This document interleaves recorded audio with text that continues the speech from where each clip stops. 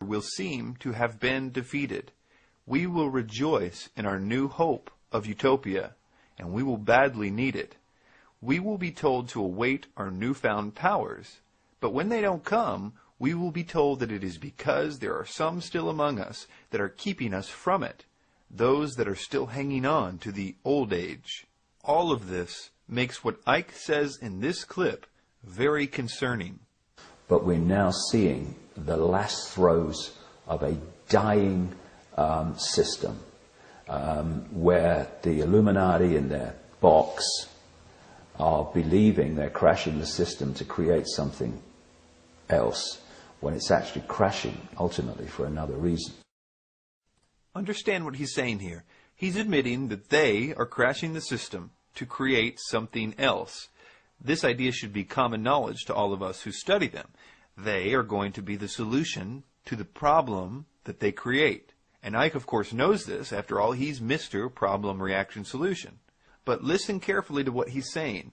He believes that his utopia will arise out of their ashes, and for some reason, their utopia won't rise.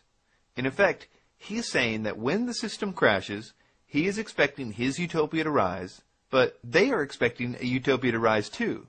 Now, how are we supposed to know that the utopia we get after this crash is the one that Icke is talking about, instead of the one that they've been planning to bring about for so long? Or probably the better question is, are these utopias one and the same thing? They certainly sound the same. What a dangerous game this is. They will say that there are still people who don't trust this new utopia, and that they will have to be eliminated for everyone else's benefit. These people will be primarily Christians, because there are prophecies specifically mentioning a great deception that will seem to offer peace, but that it will only last 3.5 years before it shows its true colors. All the other religions will find it easy to agree with this new system. This, in addition to the propaganda that Christianity is behind all the wars of the past, will convince the entire world of these words of Aleister Crowley, who was given this message from a being claiming to be an Egyptian god. Quote, "But the future is now, and the maneuvers are being unveiled. As far as Christianity's role in this new age," Carpenter states, "Christianity, therefore, as I say, must either now come frankly forward and acknowledge its parentage from the great order of the past, seek to rehabilitate that, and carry mankind one step forward in the path of evolution, or else it must perish. There is no alternative." Or, as New Age author Eckhart Tolle likes to say, evolve or die.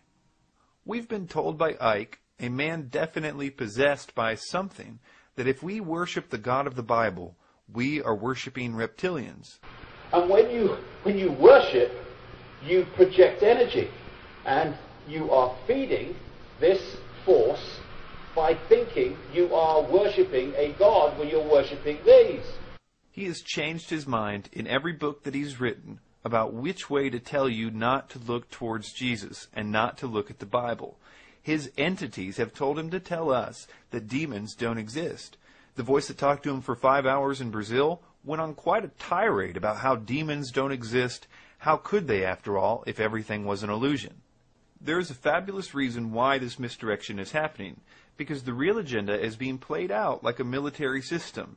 These demons are influencing people to prepare the way for what the New World Order calls its phoenix, and what the Theosophical Society calls the world teacher, their Christ, what I would call the Antichrist. A genuine Satanist knows exactly what I'm talking about right now, and that this plan has been the plan all along. They are awaiting something they call the Black Awakening, when this system of the Antichrist will begin. Alice Bailey said, "The widespread expectation that we approach the age of Maitreya, when the world teacher and present head of the spiritual hierarchy, the Christ, will reappear among humanity to sound the keynote of the new age. There are millions of mentally alert men and women in all parts of the world who are on rapport with the plan and work to give it expression. They provide opportunity for cooperation with the spiritual evolution of humanity. There is no group so likely to ensure that humanity achieves this most difficult goal as the men and women of goodwill, requiring only courage to initiate action to prepare for the New World Order. All the conspiracies, all of them, are leading up to one event. There is an ancient angel that has been working on a system that would allow him to actually control the world to such a degree that he could force them to worship him as God. And unfortunately, for the first time in history, technology is now capable of doing that. I believe that the implantable microchip could actually play a role in this worship. And he is the general in all of this. This is why you find Satanism behind every door you kick down in the investigation of the New World Order. This is why you find his demons telling people to go out on a world stage and teach a doctrine that will lead them right into his hands, to an elitist mindset, seeking the Luciferic initiation of the Lightbringer, Prometheus, Lucifer, the Solar Logos. They've always been preparing you for him. Their agenda has never changed. But we have been so brainwashed to hate Christianity that the Bible is literally the last place we would look for the truth.